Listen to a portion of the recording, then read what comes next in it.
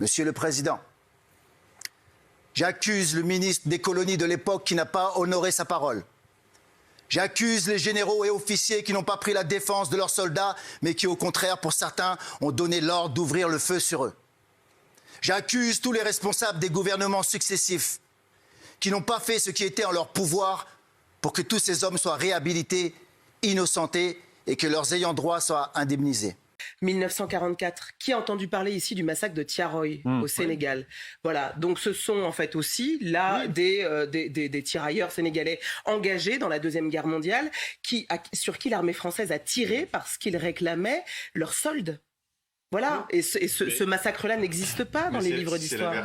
Le 1er décembre 1944, alors des gens sont venus pleurnicher dans la maison. Je ne comprenais rien. J'ai dit à ma grand-mère, mais qu'est-ce qui se passe? Alors elle m'a dit, mais c'est ton père qui est décédé. Ce qui motive ma quête de justice. Ah oui, parce que mon père a été tué d'une façon vraiment lâche. Il est manifeste à travers les documents qu'il n'y avait pas d'armes dans le dépôt, donc c'est une fable. Donc on a affaire à des gens rassemblés sur un terrain sur qui on a tiré, des gens sans défense. Donc on est bien sur un massacre, on n'est pas sur une mutinerie. Le rapport Lemasson, qui prouverait la thèse de la préméditation. Le 1er décembre, vers 6h45, je fus prévenu que la force armée intervenait pour réduire les rebelles. Et en militaire, quand on dit réduire, c'est ce que ça veut dire. Il s'agit de réduire, donc de mettre hors du système. Donc dès ce moment-là, pour moi, il y a préméditation. Mais quand ils sont arrivés ici, on leur a enlevé, on a confisqué les tenues que l'armée américaine leur avait données pour leur restituer leur guenilles.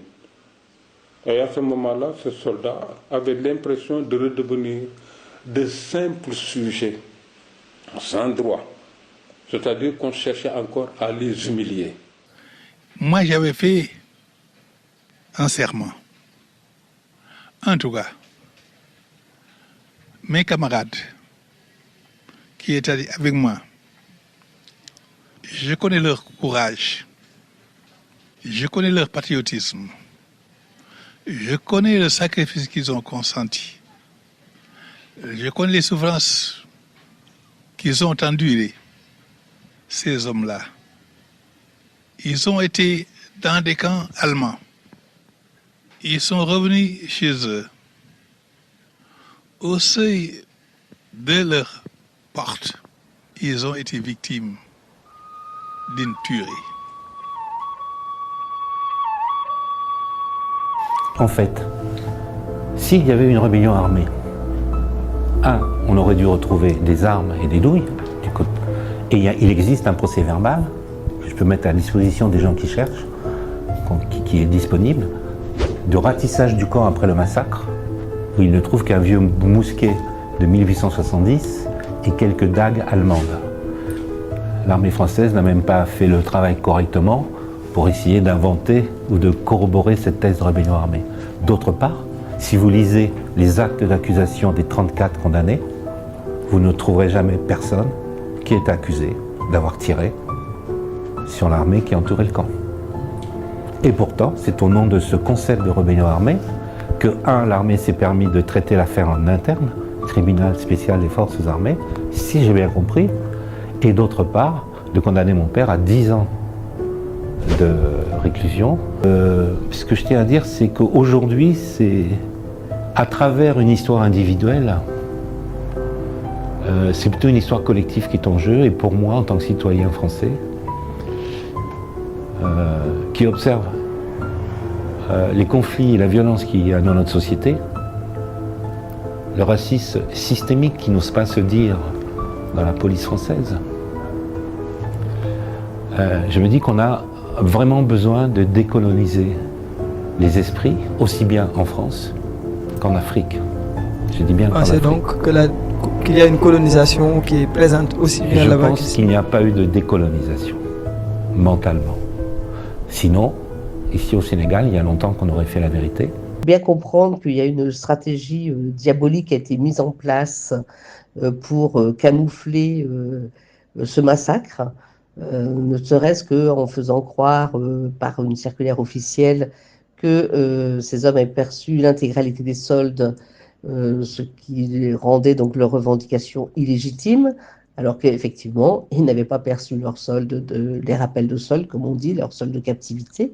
Ils n'ont pas perçu non plus leur prime de démobilisation et vraisemblablement pas non plus le pécule. Ensuite, il y a aussi sur le nombre de morts, on sait très bien qu'ils ont diminué le nombre de rapatriés pour camoufler le nombre de victimes en faisant croire, une fois encore, autre mensonge d'État, que 400 hommes, de ces hommes, avaient refusé de monter à l'escale de Casablanca, qui pourrait correspondre effectivement au nombre de victimes.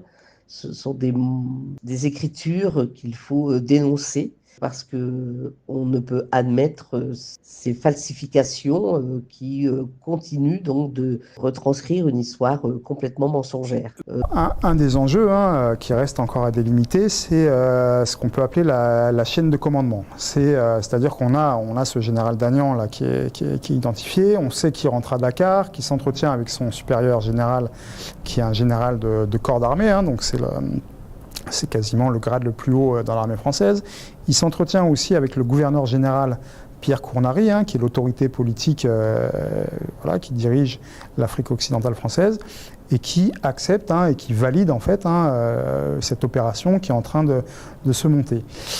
Il nous manque la question de savoir quelle est l'attitude précise des autorités parisiennes et notamment du général de Gaulle, alors qui est en route pour Moscou à ce moment-là précisément. Donc on ne sait pas s'il y a eu un ordre ou pas, s'il a été informé fin novembre, avant le massacre.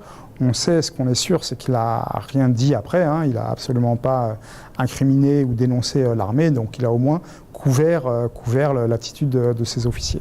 Il reste un enjeu historique majeur, qui est d'ailleurs un enjeu historique classique. Vous le connaissez dans le cadre des massacres de Sétif, vous le connaissez dans le cadre du massacre du 17 octobre 61, c'est celui du nombre de victimes. D'ailleurs, c'est tout à fait symptomatique de la manière dont on résout ces questions mémorielles en France, c'est-à-dire qu'on accepte de reconnaître l'événement, on minimise toujours un peu le nombre de victimes, comme si d'une certaine manière ça rattrapait la honte que constitue le massacre.